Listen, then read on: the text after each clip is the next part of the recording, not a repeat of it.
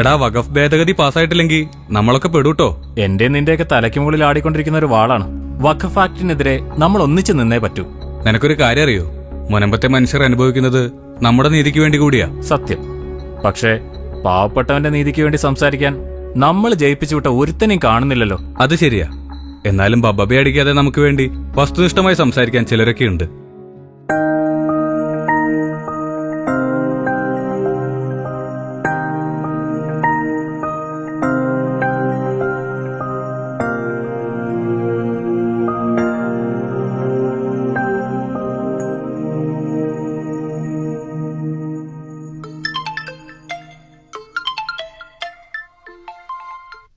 ആ അമലേ, എന്തായടാ? എന്താവാനാടാ, അപ്പം വലയെറിഞ്ഞുണ്ടാക്കിയതാ. അതിപ്പോ കുറെ പേര് വല വീശി പിടിക്കാൻ വന്നേക്കുന്നു. നിനക്കറിയാലോ, വീടിന്റെ ആധാരം പണയം വെച്ച് പെങ്ങടെ കല്യാണം നടത്താനിരുന്ന അച്ഛൻ. അതിനുവേണ്ടി പോയി കഴിഞ്ഞപ്പോ അവര് പറയാ വഖഫ് ബോർഡിന്റെ പെർമിഷൻ മേടിച്ചോണ്ട് വരാൻ.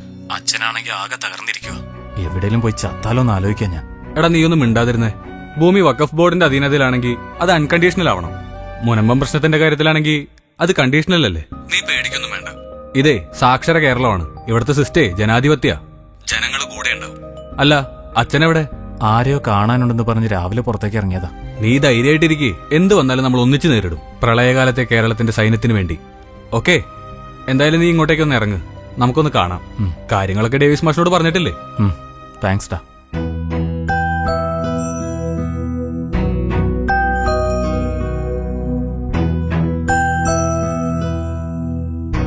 മാഷേ, നമസ്കാരം.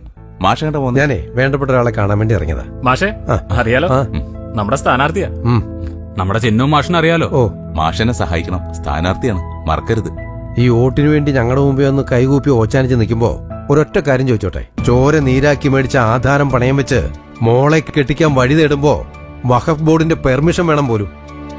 പാർലമെന്റിലായാലും പഞ്ചായത്തിലായാലും ആരുണ്ട് ഞങ്ങൾക്ക് വേണ്ടി ശബ്ദിക്കാൻ?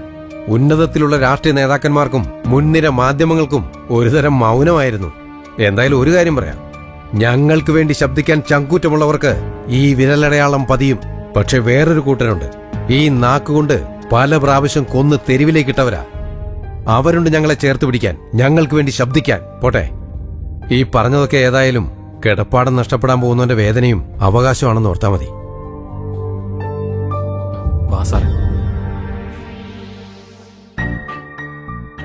മുനമ്പത്ത് മാത്രമല്ലെന്ന്, മാനന്തവാടിയിൽ ഒരു മുസ്ലിം ഫാമിലിക്ക് അടക്കുക ഈ ആളെ കൊല്ലി നോട്ടീസ് തന്നേക്കണേ. എടാ, നിനക്കറിയോ, എന്റെ ഒരു ഫ്രണ്ടിന്റെ അച്ഛൻ കുറച്ച് സ്ഥലം മേടിക്കാൻ പൈസ അഡ്വാൻസ് കൊടുത്തിരുന്നു.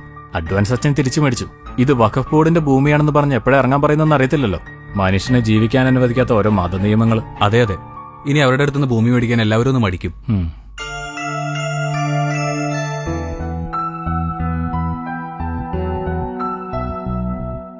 എന്താ ഡേവിസ്, നീ എന്നെ കാണുമെന്ന് പറഞ്ഞു വന്നിട്ട് ഒന്നും മിണ്ടാതെ നിൽക്കുന്നേ?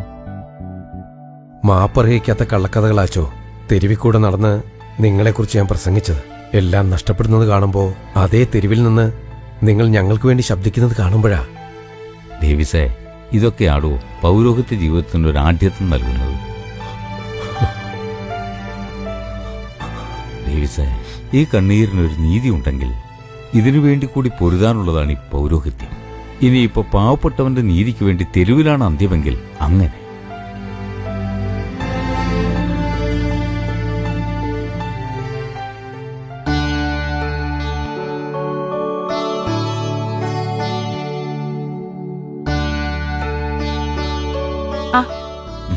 എന്റെ ക്ലാസ്മേറ്റ് ആയ ഒരാള് സ്ഥാനാർത്ഥിയാണെന്ന് കേട്ടപ്പോ ഒരു സന്തോഷമൊക്കെ ഉണ്ട്.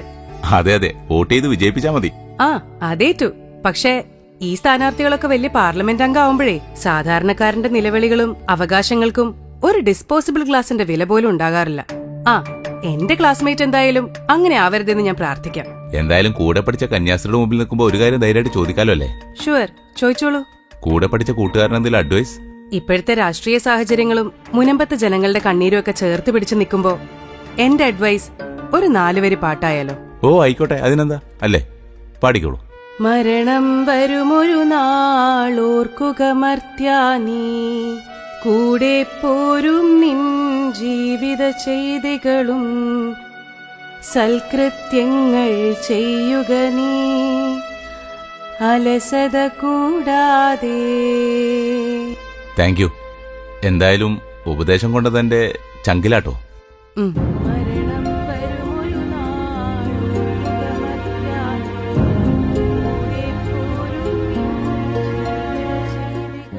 കുറെ മനുഷ്യരുടെ നിലവിളികളും കണ്ണീരും എന്റെ പ്രാർത്ഥനാപായയിലേക്ക് ഇറ്റിറ്റ് വീഴുമ്പോൾ എനിക്കിത് പറഞ്ഞേ പറ്റൂ. വഖഫ് ബോർഡിന്റെ ഇരകളായവർക്കെല്ലാം നീതി വേണം. അതിന് നിയമ ഭേദഗതി വേണം. We want justice.